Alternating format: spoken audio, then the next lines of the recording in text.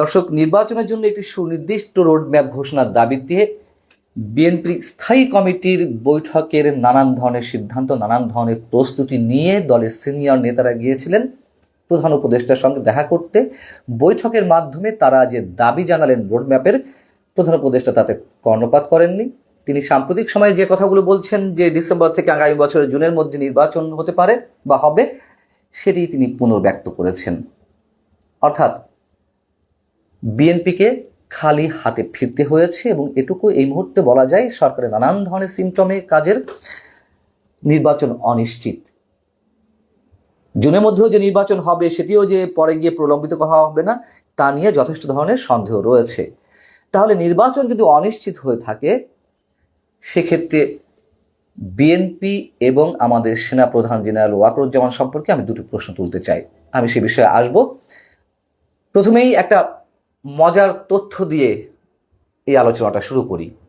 সেটি হচ্ছে, বিএনপি যেখানে প্রধান উপদেষ্টার মুখ থেকে রোডম্যাপের কোনো ধরনের ঘোষণা আদায় করতে পারল না, আমাদের প্রধান নির্বাচন কমিশনার সেখানে মন্তব্য করে বসলেন বুধবার সকালেই একটি অনুষ্ঠানে যে আগামী জুন জুলাই মাসের মধ্যে নির্বাচন সংক্রান্ত রোডম্যাপ প্রকাশ করা হবে। কি হাস্যকর না?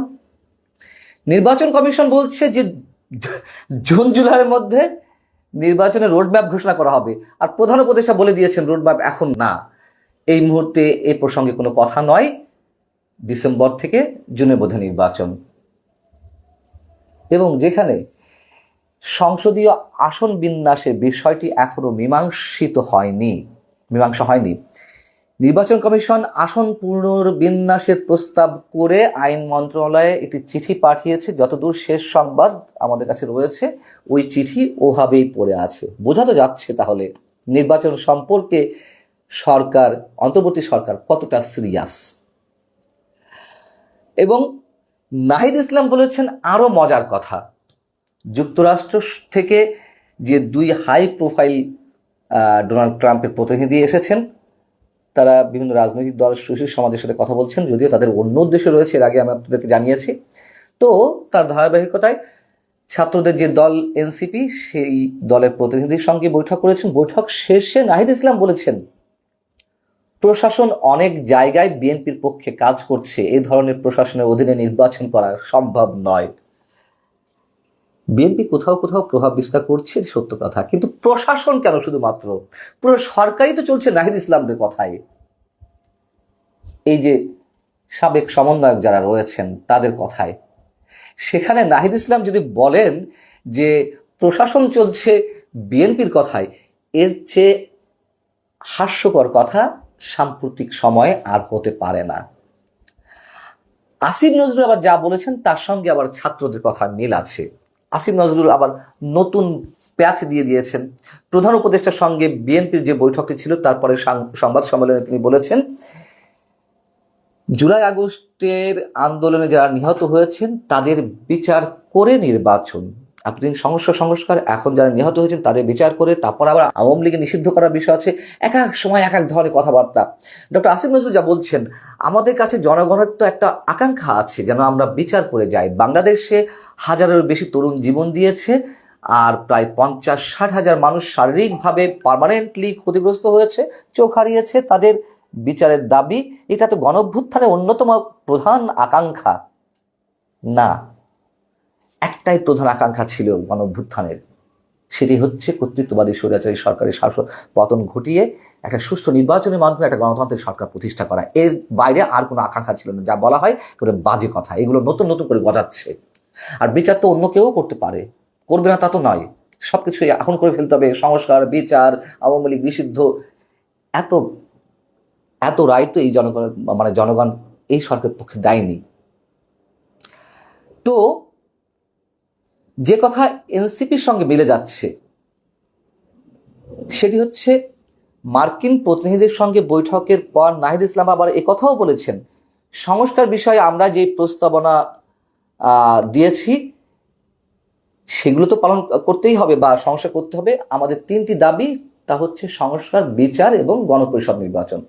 মোটামুটি তাদের কথা অনুযায়ী সরকার চলছে, তাদের কথাই সরকারের এই যে প্রভাবশালী উপদেষ্টা তাদের বক্তব্যে প্রতিফলিত হচ্ছে। এখন বিষয় হচ্ছে যে খুব সহজভাবে একটা কথা বলি, এই যে ভাঙা রেকর্ডের মতো বলা হচ্ছে এই বছরের ডিসেম্বর থেকে আগামী বছরের জুনের মধ্যে নির্বাচন, এপ্রিল মে জুনে কোনো নির্বাচন হতে পারে না, হয় না, হওয়ার কথা নয় প্রতিকূল আবহাওয়ার কারণে দেশে। এটা তো এখন সব জায়গা থেকে উচ্চারিত হচ্ছে, এটি সরকারও জানে, সরকারের কোনো কোনো উপদেষ্টা বা বিশাল এক আমাদের প্রেস সচিব আছেন মিস্টার শফিক আলম, তিনিও তার একটি বক্তব্য উচ্চারণ করেছেন যে এপ্রিল মে জুন প্রতিকূল আবহাওয়া থাকে, মার্চের মধ্যে নির্বাচন হতে পারে। তাহলে কেন বারবার জুন ঘুরিয়ে ফিরিয়ে আনা হচ্ছে? এই কথাটি তো এখন এস্টাবলিশড যে ঝড় বৃষ্টি বাদলের মধ্যে নির্বাচন অনুষ্ঠান সম্ভব নয় এদেশে, তারপরেও তারা জুড়ে দিয়েছে। অর্থাৎ নির্বাচন কবে হবে, আদৌ হবে, আমরা নিশ্চিত করে কেউ বলতে পারি না, যদিও সরকার জুনের উপরে এমফাসাইজ করছে। বিষয়টি হচ্ছে যদি নির্বাচন অনিশ্চিত হয়েই থাকে, বিএনপি যে ব্যাপক প্রস্তুতি নিয়ে রোডম্যাপের দাবিতে গেল, তারা খালি হাতে ফেললো। এখন বিএনপির ভূমিকা কি হবে?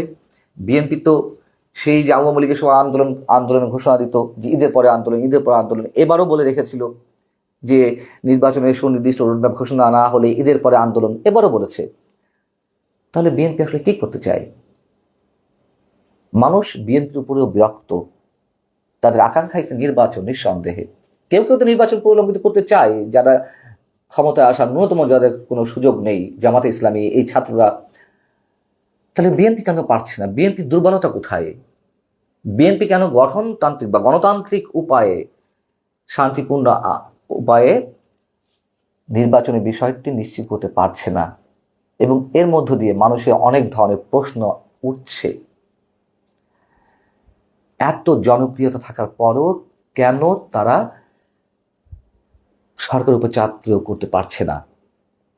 আর সেনাপ্রধান সম্পর্কে যদি বলতে হয়, আমাদের সেনাপ্রধান বারবার বলে এসেছেন ফ্রম দ্য বিগিনিং, সে যে 2024 সেপ্টেম্বরে রয়টার্সকে যে ইন্টারভিউ দিয়েছিলেন যে ডিসেম্বরের মধ্যে নির্বাচন হওয়া উচিত দেশকে গণতান্ত্রিক প্রক্রিয়ায় ফিরিয়ে নিতে, এবং তারপরে তিনি যতগুলো বক্তব্য দিয়েছেন সব জায়গায় তিনি ডিসেম্বরের কথা বলেছেন।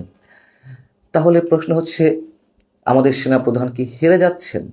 যদি বলেন যে এর মধ্যে সেনাপ্রধানের প্রসঙ্গ কেন, অবশ্যই সেনাপ্রধান বা সেনাবাহিনী এখন একটি পার্ট, এবং 5 আগস্টে যে ভয়ঙ্কর একটি পট পরিবর্তন সেই দিনই সেনাপ্রধান বলেছিলেন তার উপরে জনগণকে আস্থা রাখতে।